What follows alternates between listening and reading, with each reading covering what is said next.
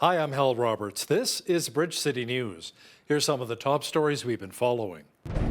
More details have come to light in connection with the Edmonton police shooting, which left 2 officers dead.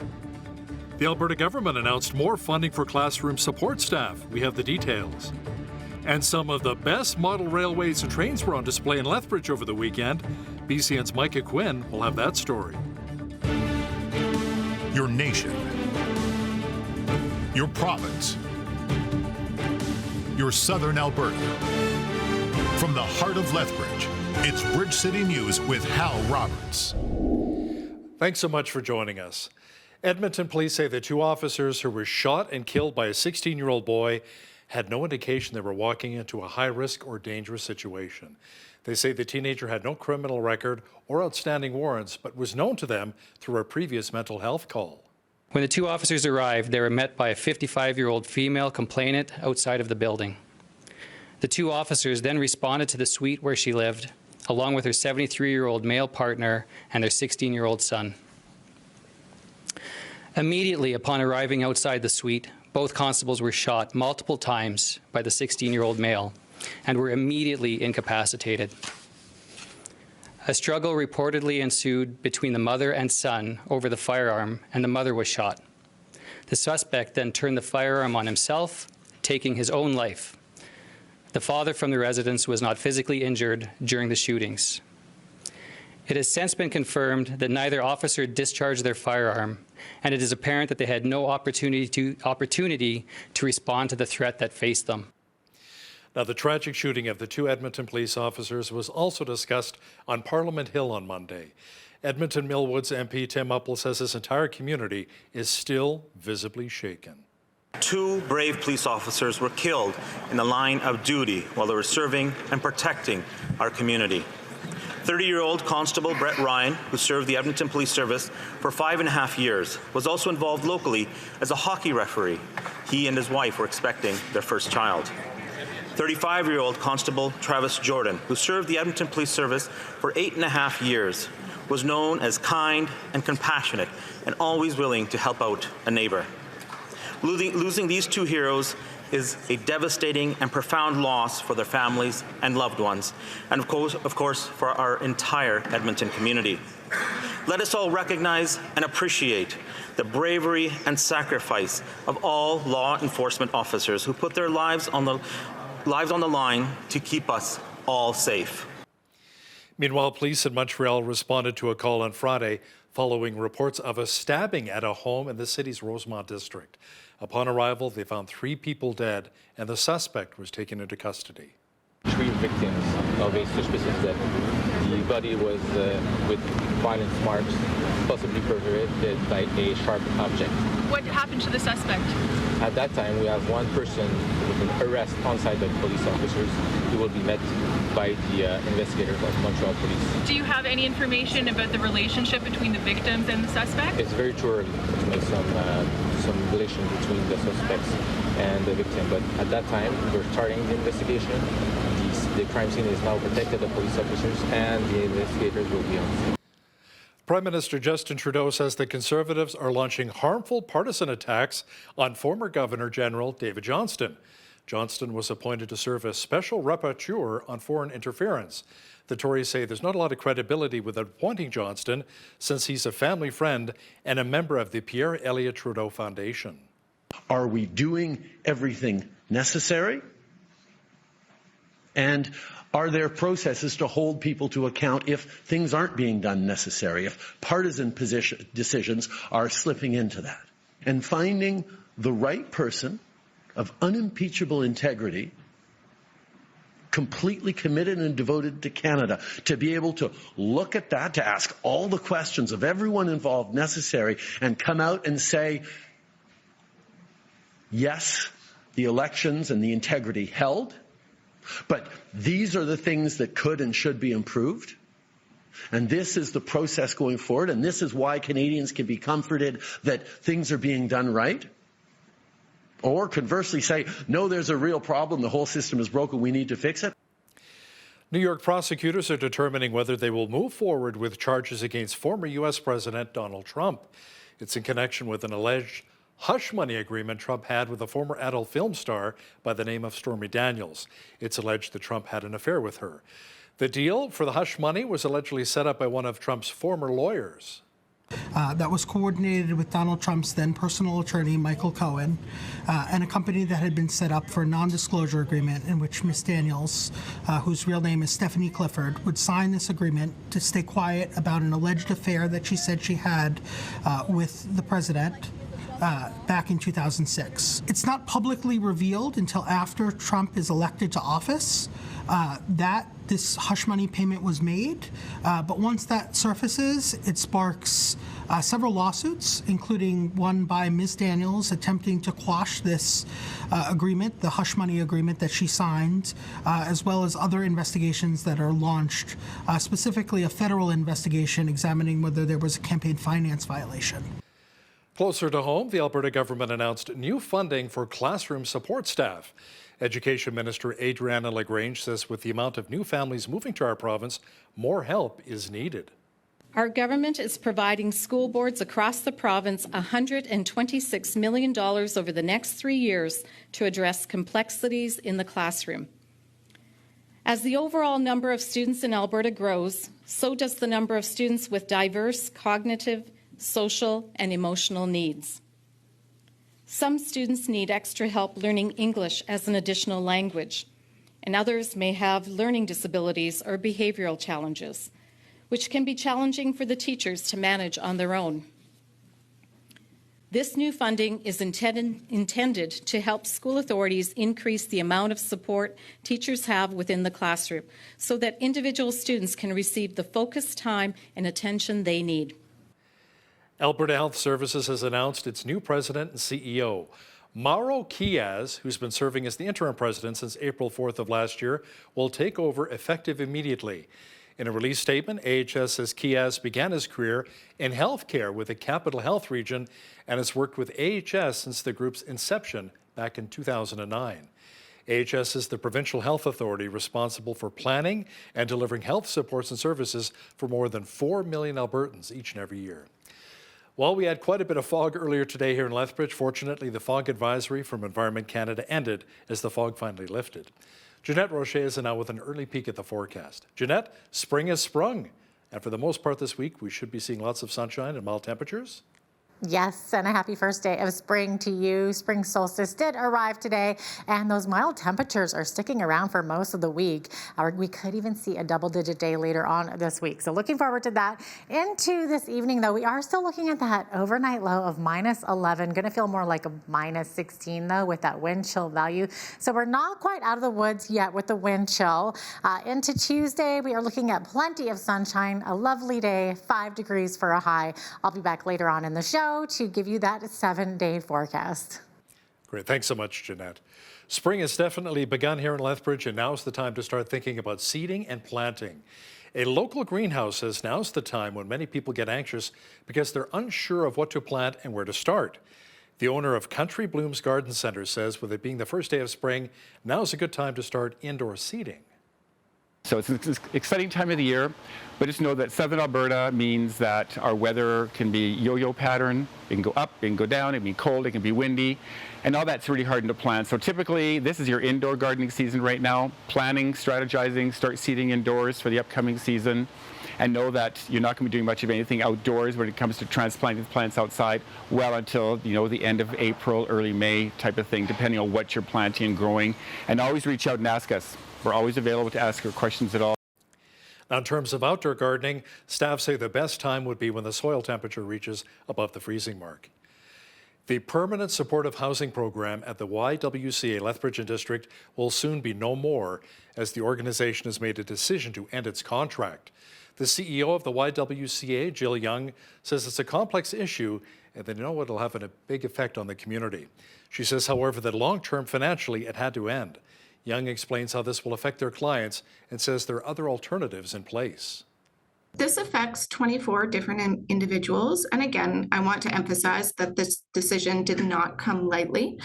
We are currently working with other organizations, other providers that can provide housing to these individuals. It is on a case-by-case and very individual needs for what different participants need and where they may be successful in the long term. So there are lots of different options, and we're working with as many providers as we can to ensure that we have some next steps available for the individuals that are affected. Officials say no other programs within the YWCA will be affected by the change, and the contract will be coming to an end on March the 31st. Those who have disabilities are being blessed by concepts and tools that are being designed and developed at the University of Lethbridge. One of the students in the Agility and Adaptive Tech program, Lindsay Steveno, describes one of the unique tools she is working on. So currently right now, I am working on trying to adapt a handle for a kayak paddle for an individual with cerebral palsy who maybe doesn't have the grip strength to hold on to the kayak paddle. So it's just a way to have their hand either rest into this little handle so they can move their arms with it, or have it so that it just helps secure their hand to the kayak paddle a bit more. Make sure you catch the full interview with U of L students and BCN's Jeanette Rocher discussing creative and helpful inventions. That's coming up after Business News. The Southern Alberta Model Railway Club held a very special event over the weekend in our city to showcase the best in model railways and trains. 28 club members came out showing off their pride and joy.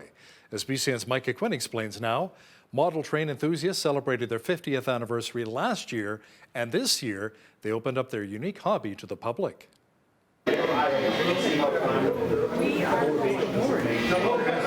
Lethbridge residents were welcomed into Gyro Park on Sunday morning by the sound of train horns, but this time of the model variety. Dan Koenig, the secretary for the Southern Alberta Model Railway Club, told us about the huge setup that the group currently has on display in the building. Right now we have 3 layouts. We have a G-scale layout, which is a big loop around the roof. We have an HO scale layout, which is several hundred feet long. It's our largest layout. It's 1:87 scale, about 50 locomotives and several hundred cars. And over on the other side of the building, there's also the N-scale layout, which is a more modern 2000 to 2010 layout, which we have probably about 24 locomotives and still several hundred cars. It's going to be more modern and longer trains as well too over there. Don Cook has been a member of the Model Railway Club for over 50 years now. He says it's a very satisfying hobby that has kept him quite busy over the past 5 decades. You have to use your head, you have to use your hands, and also as far as the club's concerned, there's camaraderie involved. And you learn from the other members. The Southern Alberta Model Railway Club holds a weekly get-together every Tuesday from 7 to 9 p.m. For Bridge City News, I'm Micah Quinn. Chances are you've taken a drive past the historic St. Patrick's Church here in Lethbridge. The building is over 100 years old. It's spectacular. Now, it was closed in 2011 by Bishop Frederick Henry, the previous Diocese of Calgary. It was only recently reopened for St. Patrick's Day and the upcoming day of its consecration on September 24th, following a ruling by the Vatican. A local group called the Save Our Churches Association is pleading with Bishop William McGrattan, the current Diocese of Calgary, for the historic church to finally fully reopen. And even this bishop, if he reopen it, he's going to collect a lot more money. For him, for any bishop that's going to come to Lethbridge and going to want to have a new church, going to need all of us Catholic to be able to pay for it. Because just half of them, what they have now, they will not be able to pay for it. Especially if the bishop will be honest with the people and tell them how that will cost, even if they only have to borrow 10 millions. But I'm pretty sure that will have to be a lot more than 10 millions. Staff from the office of Bishop William McGrattan told us he was not available for an interview, but they did send us a statement which read, in 2006, the East Lethbridge Catholic parishes were merged into All Saints Parish. This reflected the changing needs of the community and consideration of practical factors related to church buildings, such as maintenance costs, accessibility, and parking availability. You know, a major evangelistic event called Come Together is taking place this June in Saskatoon, Saskatchewan. There'll be lots of Christian music, guest speakers, and other events to take in. Now, to discuss this in more detail is one of the organizers of the Come Together event, Terrell Smith from Gospel Fire for All Nations. Terrell joins us now from Tisdale, Saskatchewan. Terrell, tell me more about this exciting event coming up in June. And it's good timing, too, since you can ride on the coattails of the success of the movie The Jesus Revolution as more people are drawing closer to God. Yeah, we're just feeling such a rumble in the ground here in the prairies. We're feeling it in Saskatchewan, and we are actually, I believe, in the beginning stages of our own Jesus Revolution. And it started before Jesus Revolution, but all that has created an increased stir. And I don't think we could have planned it better if we had tried. The Lord has ordered our steps, and we are going to be coming together for the Come Together stadium event at SaskTel Center, June 2nd through 4th. We're going to have Charity Gale coming to lead worship, as well as local teams, because as we have a move of God, we really want to utilize what God has already placed here within Canada. So this is the first large evangelistic style event for Saskatoon in almost 3 decades. What are you hoping to achieve during the 3 days? Well, I think one thing that is the most important is hosting the presence of the Holy Spirit, worshiping Jesus, coming together to encounter him and bringing someone to meet him. And so, we're going to have testimonies, we're going to have evangelistic ABCs of the gospel messages so that we can see the lost saved. And we're going to have George Canyon come, and he's going to be sharing his country music, sharing his personal testimony and his story of finding Christ so that people can know the Lord Jesus Christ. We're going to give altar calls. So what we want to see more than anything is people encountering the Lord Jesus Christ en masse and enjoying each other and seeing souls saved. Sounds pretty amazing, Terrell. If someone is watching at home and wants more information, where can they get it? Go to cometogether.day, and that's the website. You can register to attend, and you can volunteer there, and we would love for you to come right from across Canada. We have people coming from Alberta and Manitoba, and if you're in the body of Christ, that is the title, Come Together. So we're calling you, all denominations, come and let's worship the Lord together. Terrell Smith with Gospel Fire for All Nations, thanks so much for joining us today from Tisdale, Saskatchewan. Well, we had a foggy start to our work week here in southwestern Alberta, but fortunately, it lifted for the first official day of spring. And a nice week is shaping up weather-wise as well for Lethbridge and area. A complete look at the weather forecast is coming up.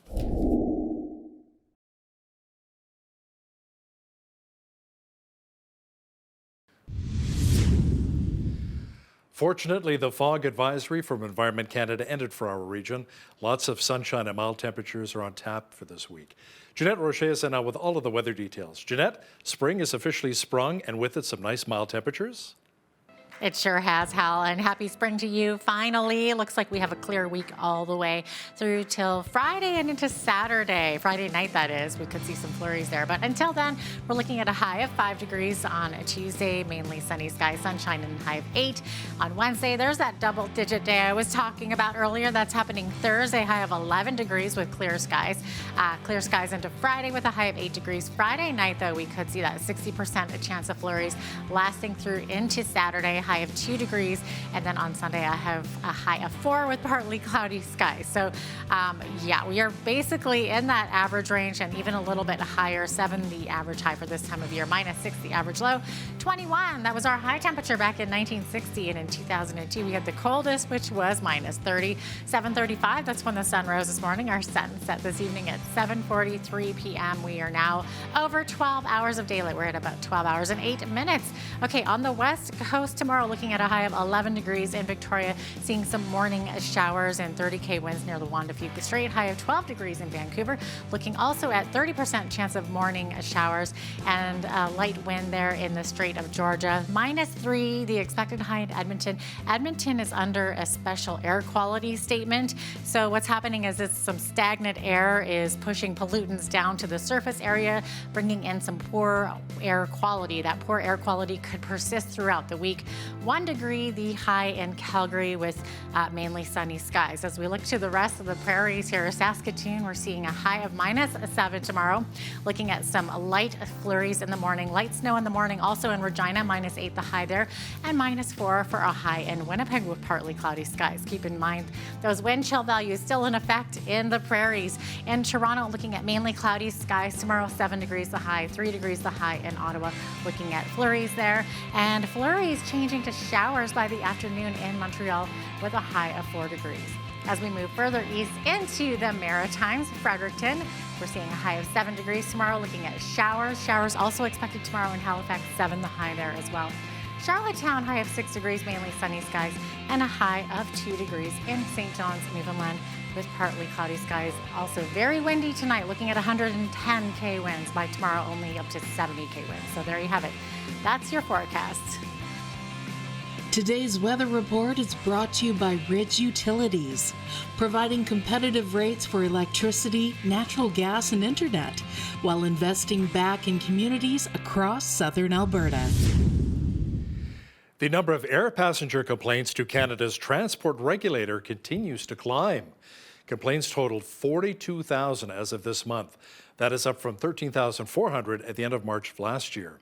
Transport Minister Omar Alghabra pledged funding to hire 200 more employees to chip away at the backlog and to close a loophole that allows airlines to avoid paying compensation to passengers by citing safety as the main reason for the flight disruptions. The NDP planned on tabling a private member's bill to close the loopholes and to make compensation automatic for flights that are delayed or cancelled. Federal Immigration Minister Sean Fraser met with German ministers in Ottawa discussing Canada's experience in attracting more skilled workers as Germany considers changes to its own immigration programs. Businesses need workers in this country. You walk down Main Street of any community, you're going to find help wanted signs in the window. But more than the short-term need to address the labour shortage at a time of historic low unemployment, and despite the fact that 800,000 more people are working in Canada today than before the pandemic, we still need to recruit to take advantage of the hundreds of thousands of job opportunities that are going to sustain work for Canadians and grow Canadian businesses at the same time. Canada's integration and immigration policy is among the most successful in the world, and therefore we would like to learn from you and from Canada specific, and to hear what haven't proven effective and what has not. Amazon has announced another round of layoffs after cutting 18,000 workers' jobs in the past few months. Company officials say they plan to eliminate another 9,000 jobs over the next few weeks. They say additional cuts are due to the second phase of Amazon's annual planning process, which was completed this month. They say, however, that some will be hired in certain strategic areas the company has prioritized. Now, here's a look at today's markets.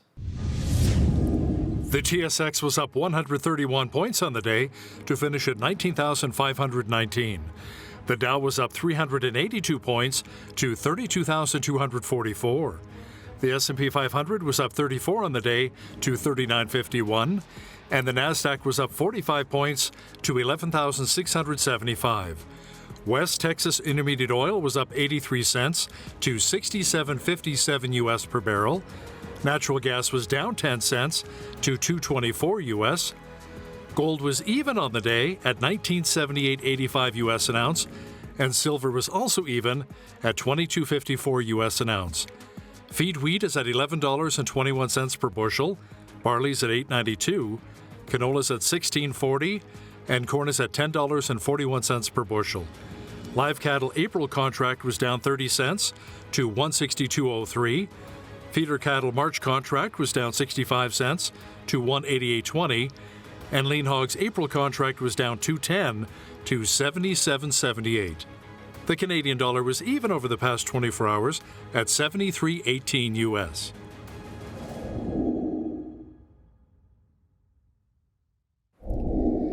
Recapping one of our top stories, the Alberta government is investing more into supporting our teachers. The province announced an additional $126 million over the next 3 years to allow school boards to hire more classroom support staff. Education Minister Adriana LaGrange says the funding will help a wide range of new students coming to our province, including those who are disabled and those who are still learning English as a second language. There is a science researcher and health advocate from Ireland who takes issue with the masks that we had to wear, especially the ones we wore during the COVID-19 pandemic. Watch the fascinating interview with Ivor Cummins in just a moment. Listen, if you see news happening in your community, be sure to send us an email at info@bridgecitynews.ca. We'd love to hear from you.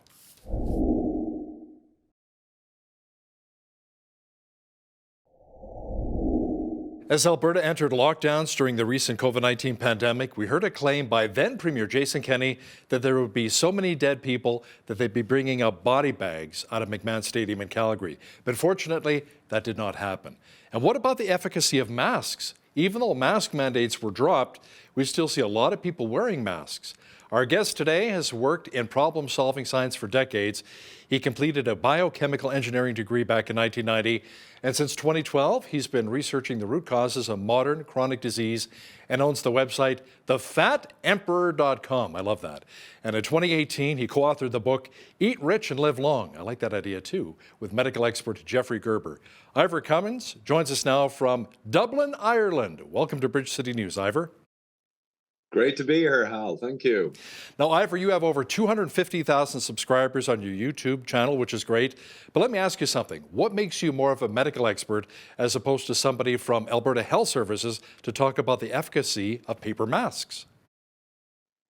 Yeah, well, that's a good question. So basically, I have a biochemical degree, obviously, but the key thing is I spent over 25 years as a leader in complex problem solving, and that involves prosecuting all branches of science. I worked in FDA-regulated medical device and high volume all over, basically.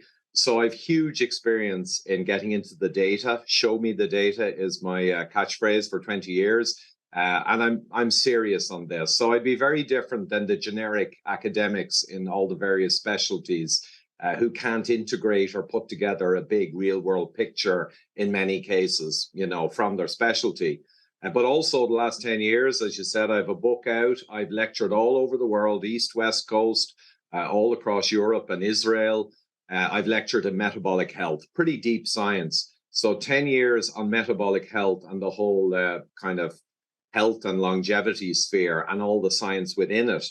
So I was very well placed when COVID started, from what I just described, to look at any or all aspects, but also I leverage a worldwide enormous network because of my past of professors in academia, medicine, all the specialties, including virology, immunology, and epidemiology. So I'm able to pull in my huge network as I analyze all the aspects of COVID. And that makes a huge difference because I can check wherever I'm a little off with the genuine content experts. So you interviewed a lot of the medical experts in various fields then. Now, many Albertans were happy when the mask mandates were dropped altogether, but some feel this is more due to public demands as opposed to the actual science. Where did you find the information and come to your conclusions in regards to masks and the lockdowns? Yeah, well, originally I almost kind of promoted masks because I knew the lockdowns would not work and they'd cause catastrophic damage to people's health and mental health and small businesses and economic determinants of health. So I knew that back in April 2020. So I kind of said, well, look, let's use masks, even though I didn't have any faith in them, because it's an aerosol spread, a disease, influenza, coronavirus, same mechanism. And I knew they wouldn't really do anything because everything of interest goes in and out the sides. But I promoted them because I thought it could be an alternative, a less damaging version of protecting the public than lockdowns. However, when the mandates came in, you've got to remember, we clearly called out in May 2020 that coronavirus was sharply seasonal, like influenza, and it collapsed in the summer and all the measures were taken away. But what happened in the middle of the summer, when the ICUs were empty and the disease was clearly gone until next winter, suddenly they brought out mass mandates with prison sentences and fines. And it was literally one of the most astonishing examples of anti-science in my lifetime, because it made no sense, even if you thought masks were effective, which we'll get into, they're not from the science. But you know what I mean? That showed there was something really weird going on in the world. Actually, I remember a lot of the stories we did cover back in 2020, and our ICUs here were actually full. They weren't empty. at that time. Even in the summertime, we had a lot of people in the ICUs here, being treated, not just for COVID, but other respiratory illnesses. So Ivor, can you give us an idea of how much information is available on the effectiveness of the masks, and not just, maybe the paper masks, but maybe the cloth masks and some of the other ones that were available and still are? Absolutely. So I'm just referring here to some slides I threw together, a summary. So Emerging Infectious Diseases Journal, May 2020, a publication from a large team of experts, non-pharmaceutical measures for pandemic influenza in non-healthcare settings. And they basically, the quote is, although mechanistic studies, theoretical studies support the potential effect of hand hygiene or face masks, evidence from 14 randomized controlled trials of these measures did not support any substantial effect on the transmission of laboratory-confirmed influenza. And coronavirus is the same mechanism. So that was there, and it had pulled together 14 of the best randomized controlled trials. And only a randomized controlled trial can prove an effect from your intervention. All the studies we see on masks, the vast majority are utter nonsense. They're associational, confounded ecological studies. They have almost no meaning. But the RCT showed, and we knew this from 40 years of science, and the WHO 2019 pandemic guidelines clearly calls out as well that the evidence is so weak for any benefit that really it just doesn't figure. Now, the interesting thing is Cochrane Collaboration, which also pulls together all of the research in any field, they did a 2011 study and they said there might be a benefit. But when you go through all the studies that they reviewed, there's almost nothing there. And in 2020, early, they updated the review with a lot of new science, and they unequivocally showed there was no risk change, mask or no mask. And key, they also showed that the N95 had no scientific benefit over the standard surgical mask. So they covered the gamut.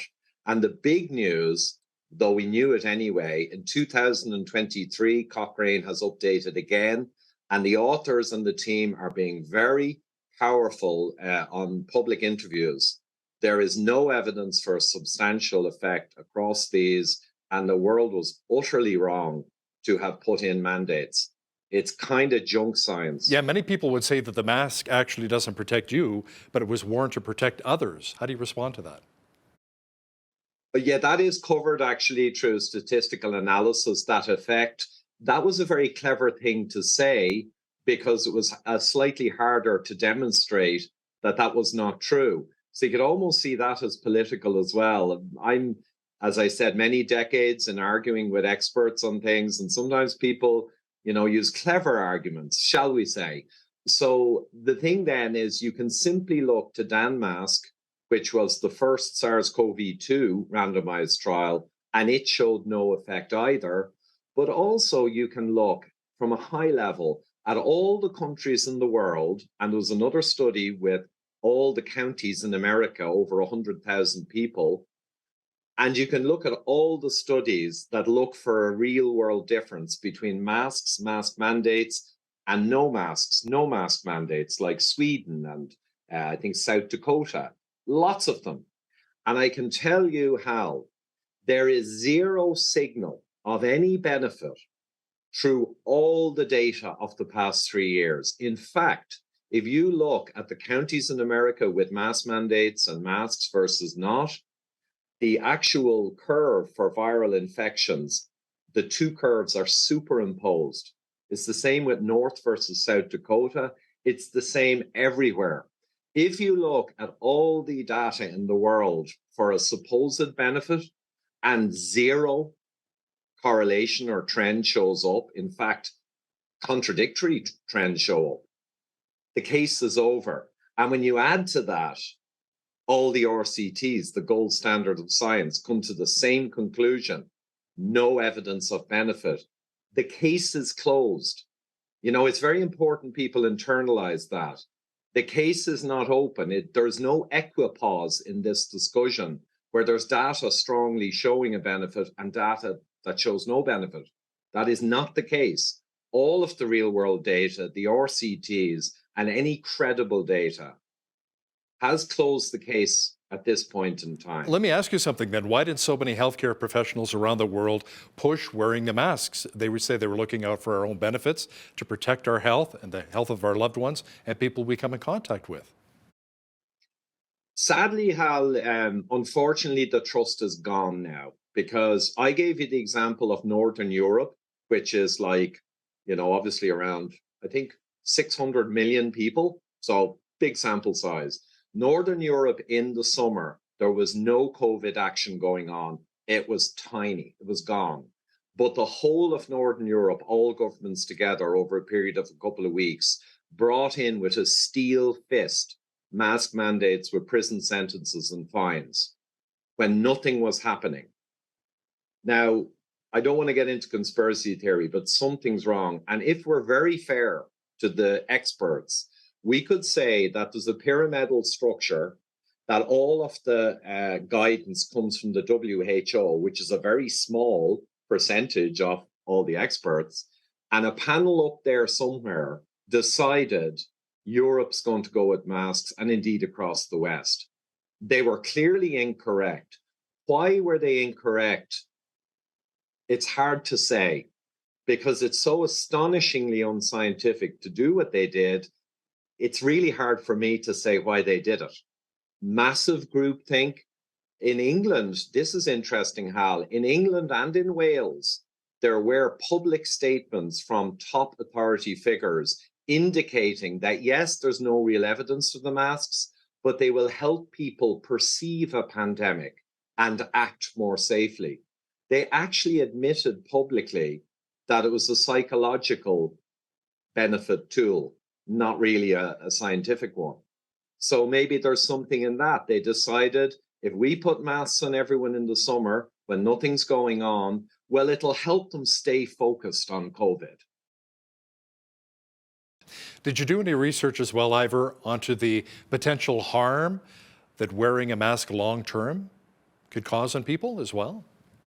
There are many studies, but I think people on my side of the argument that lockdowns and masks are kind of absurd. Some people on our side go too far and they exaggerate the harms.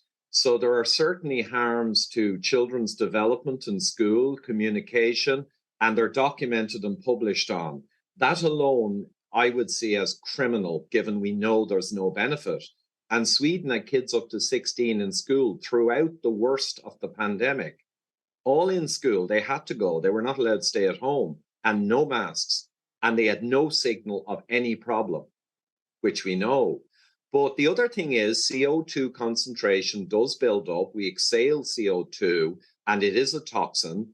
And there is evidence, and it makes sense, that depending on how tight you fit the mask, you're going to have a higher level of CO2. And that impacts, you know, brain and cognitive awareness. And it has unknown long-term effects. You know, and anyone who lifts, like I did in Spain with mandatory masks, lifts your suitcases up and down a few flights of stairs in an apartment, you can feel the difference. You're sucking the mask against your face, right? And you got more CO2 coming back in. So there's all of that as well. But I think the benefit-harm ratio is catastrophically negative, like lockdowns, not because the masks are particularly harmful, though children's development is criminal.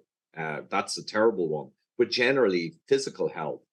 But the benefit is so non-existent from all the data that any harms, you know, are going to outweigh it. And the other thing is to mandatory force a human being against their own personal judgment to cover their face wherever they go. Just think of how sinister that is. You'd want to have incredible benefits to force your people, your citizens, to cover their faces wherever they go. You'd want to have incredible benefits, but we know there are no real benefits. So, Ivor, we only have a couple of short moments left here, but here in Canada, as you may be well aware, we have a taxpayer-funded healthcare system, but we have long wait times and what seems like ever-increasing costs as well, all the way across the board. Now, from your experience in health and some of the research and studies you've done, What do you recommend as best practices for a long, healthy life? Long, healthy life, I'll be really quick, Hal. I always call it the devil's triad. So modern processed foods are stuffed with sugar, refined grains, refined wheats, and vegetable oils, the seed oils, the chemical seed oils like sunflower that come from, sadly, chemical plants, ultimately. And those three ingredients are what has driven a lot of modern disease and lack of longevity. And they're mostly make up ultra-processed foods. So if you eat real foods, evolutionary foods like meat, fish, and eggs, and above ground vegetables that are not too sugary, like potatoes and tubers, a lot of sugar in them, glucose, that is the track. And also stress training, like weight training, is the best kind of exercise. That gives you great cardiac health and everything else. So that's the way to go. Real food and good, healthy, right type of exercise, good sleep, and you're gonna hit the top bell. Ivor Cummins, host of the FatEmperor.com. Thanks so much for joining us today from Dublin, Ireland. Thank you.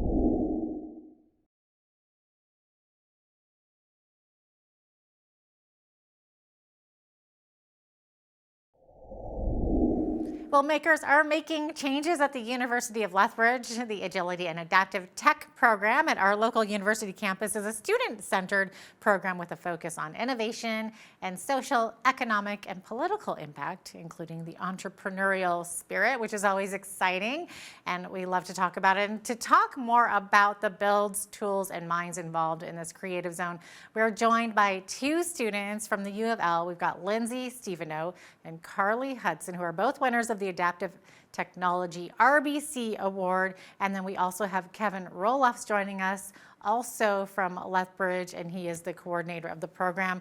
So welcome all of you to Bridge City News. Great to have you on.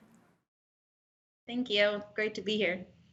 Okay, so firstly, for the students here, congratulations to you two for winning the award. Maybe tell us about it. And what did you do to get recognized exactly? How did you win this RBC award?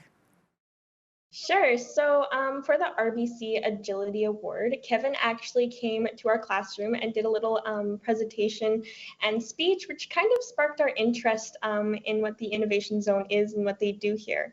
So we found out that they were hiring. So it was like any other job interview process. We sent in a resume and a cover letter.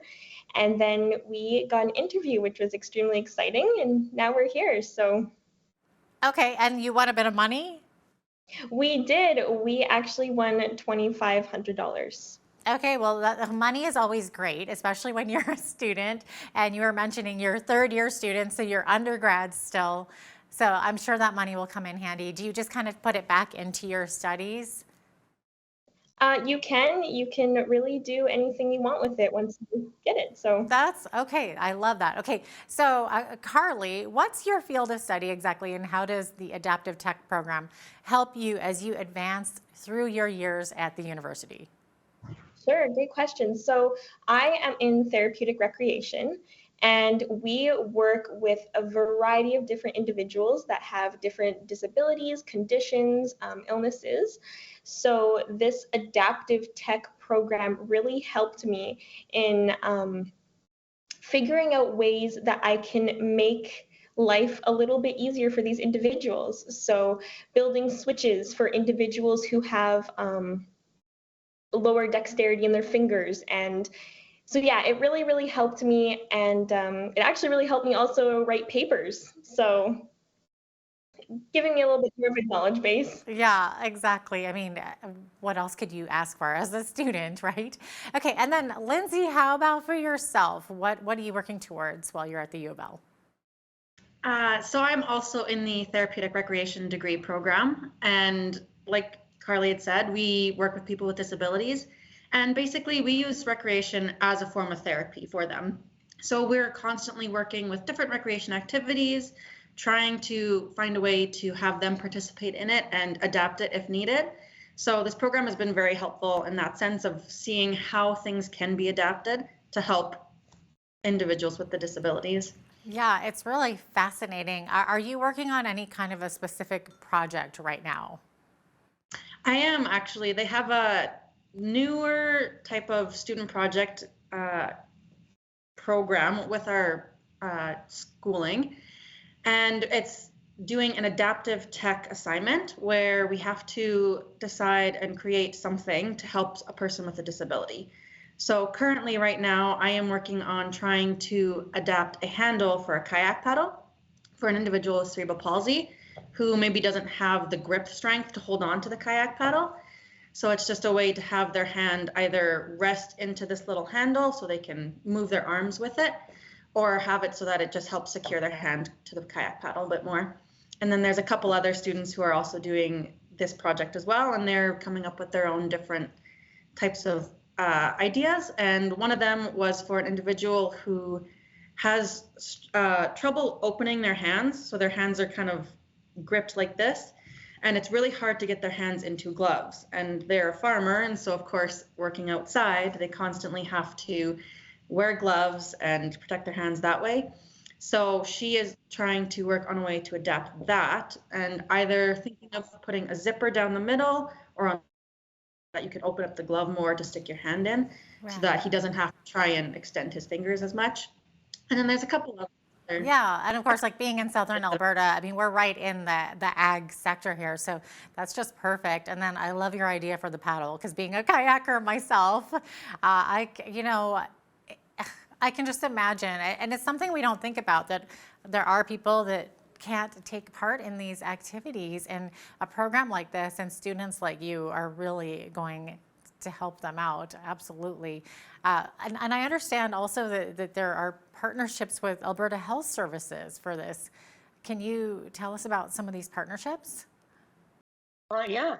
So we had Alberta Health Services come on into the innovation zone. That's where I'm at right now. Okay. And it is a makerspace that we have students come into to play around and learn how to build, how to ideate new technologies, how to maybe even plan an entrepreneurial effort they want to get going. So we work with Alberta Health Services to implement our tools to make low-tech assistive devices to increase daily quality of life. So basically, I was telling you about that seatbelt depressor tool. Yeah, maybe talk about that a little bit so that our viewers understand it. Yeah, all right. So I drive a Subaru, and so I can open my seatbelt no problem.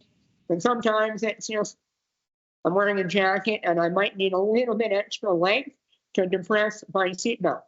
So this thing is just a little handle like this, where you handle it with one hand and it depresses your seatbelt. So you get out a little bit easier. I wish I had it, but they all were taken from us and used. And yeah, and then Lindsay's working on that kayak paddle holder.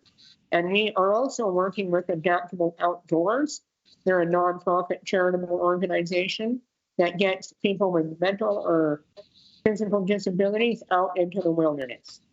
So we can then take her paddle adapter and give it to someone that actually is using it on the water that day, and then re-innovate it to make it better for someone else. So yeah, we have more than one group we're working with that helps people with disabilities. And if you're a paddler yourself, you can come check out and volunteer and actually see us in action. Oh, I would love to do that. And I mean, I can just hear how much this will benefit members of the community, 100%. And one thing I know about having a disability is people are more than willing to help. But if you have a way to get out into nature and then have volunteers help you, it grows the group, it grows the community, and it makes you feel better inside. It turned my life around and actually changed the direction of my life. Oh, that's incredible. And then for you students, how has this adaptive tech program or the pillars of agility, how has it impacted your education? So education-wise, this has actually impacted me very well. I'm losing my words, but so this program has, like I mentioned before, has really helped me in my studies. I and really help me in my field of practice. I have now more to talk about with my clients and my teachers, and I'm very happy that I can actually share this knowledge within my field of practice because it's all very new. So I'm kind of, yeah, it's good. Yeah. Would you say that your time with the adaptive tech program has taught you more of how to think and how to create something? Of course, of course. They really, really encourage creativity here. Yeah. So it sounds like it. Yeah, we have 3D printers. We're constantly printing new and innovative objects, and it's crazy around here. We have sewing machines. You can build whatever you want here. So yes, it has definitely impacted my creativity. Oh, 100%. I mean, you guys are basically inventors. So if I were to come down to your lab, what kind of, I mean, you mentioned sewing machines and 3D printers, but what kind of tools would I be seeing you working on? Right now, you would see us be working mainly on soldering irons. The students, anyway, me and Lindsay, we are preparing for our next Makers Making Change event. So we're soldering things and 3D printing, and I think that's mainly what we're doing right now. So. That's incredible. It sounds like Santa's workshop, only with, I guess, adaptive toys. It's pretty cool. Okay, so maybe tell us about the Makers Making Change and Makers Making Change build events. Sure, yeah. So we have an upcoming Makers Making Change build event on the 23rd, and we are going to be building dice rollers with everybody. So I have one here. So these are the dice rollers. This is a 3D printed base, and then the dice are in here, and this is the button. And when you press that, the dice jumble around. And so that's what we're working on building for our next event. And all of our designs come from the Makers Making Change website. So we get students, it's open to the public from 6 till 8, and we get them this base comes in multiple different parts. So they build everything from stripping the wires to soldering to gluing things together, all to make this dice roller. So it's really exciting. It's so cool. The first thing I think of when I look at that is, in Las Vegas they have the big ones that jumble the dice around, and I guess it's for like craps or something. So that's the first thing I think of. So, I mean, this could help somebody. I mean, we're talking about kayaking, we're talking about getting out to nature, but some people like to go to the casino and do some gambling, right? Exactly. It's really for anything you want it to be for. It's for board games, card games, anything. No, I love that. We also have made a card holder that you can put your cards in, and you can pick them out if you can't hold a bunch of cards in your head. So we can get you playing gambling games for sure. Yeah. Oh, that's fantastic. I love that. What can you tell us about the Launch Point Pitch competition that's coming up at the end of April, or is that what this was? That is something from Trailblazing. So that's an entrepreneurial program that runs through Randy Old at the university here. And it's also with Tech Connect now, maybe, on Community Futures. So you come in there, you learn how to build a pitch deck for whatever entrepreneurial business you're starting. And then that's basically an elevator pitch. So you can get investors to help fund your project going forward. Oh, I can totally see something like this taking off. I can see one of you going on Shark Tank or Dragon's Den or something. You're so creative. What drew you to this program, and what kind of a career are you looking at having afterwards? I think for me, it was just seeing all the different things that happen down here. It just seemed so cool and unique, and just seeing how you can adapt things and use them for our future clients that we're going to work with. And honestly, I could see myself taking some of these adaptations and using them in my future career as a recreation therapist. So that's one of the things that kind of really drew me to it, because we do work with so much adaptive equipment. Yeah, okay, so that's kind of your focus on where you want to go. Did you ever realize that you were so creative when you got into this, or has this kind of helped you along with that? No, I definitely did not think I was going to be this creative and wouldn't be able to do all of this stuff. But being here, like, they really encourage creativity. No idea is a bad idea. You just throw it out there, you test it out. If it doesn't work, you try something else. And so I've really learned a lot being down here and working in this facility. Yeah, I'm amazed. It almost sounds like you're engineering students or something like that. I would never have thought. But are you, as students, you're able to build and design your own student projects too? Yeah, we're allowed to work on anything we want as long as we get the proper training that they provide here. So. Okay. If viewers or future students want to know more at how they can get involved or find more information, how can they do that? So they can either come down to the Innovation Zone in the Science Building, or they can also check out the Agility Instagram, which I believe is just ULETH Agility, and they can find some more information there, or possibly on the website as well. You just Google the Innovation Zone or Agility on Google, you can find the website from there. It's amazing stuff. I can't wait to see all of these toys, so to speak. I call them toys, but they're really, I don't know. You must have another name for them. Toys. You do call your tools. Yeah. Tools. Okay. I mean, I can't wait to see these things in action. Enjoyment implements. Oh, there you go. Exactly. Yeah. So what do the students, what will they take away from participating in that Makers Making Change project or program? Well, they can just learn a new skill, networking, and an intrinsic value that's through the roof, knowing that you just helped someone down the road enjoy the family game night or something like that. Or family, yeah. Have members of the community actually been able to come in and try these out, these prototypes? Yes, we haven't seen them come in and try them. They have taken them away and used them at home. Okay, and what kind of feedback are you getting from the community on this, and from the folks that are actually using the equipment? Just smiles and a new lease on life in some sense. Yeah, a new level that they can now play with. I love that. That's such a great note to end on as well. We are out of time, but it's been such a pleasure having the three of you on today. Thanks so much for joining me. Thanks for your time. Absolutely. Kevin Roloffs is a coordinator of the Adaptive Technology Program. Lindsay Steveno and Carly Hudson are both students in the program, and we just can't wait to see what they do in their futures. I'm Jeanette Roche on behalf of all of us here at Bridge City News. Thanks so much for joining us.